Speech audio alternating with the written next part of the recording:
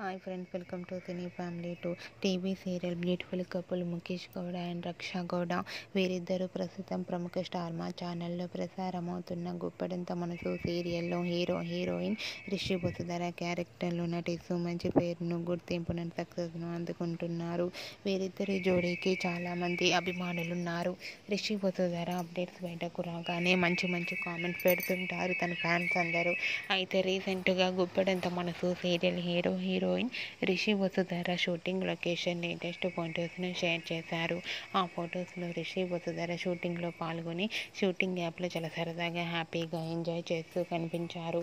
ఆ ఫొటోస్ చూసిన వారంతా బ్యూటిఫుల్ అండ్ లవ్లీ కపుల్ అంటూ కామెంట్స్ పెడుతున్నారు.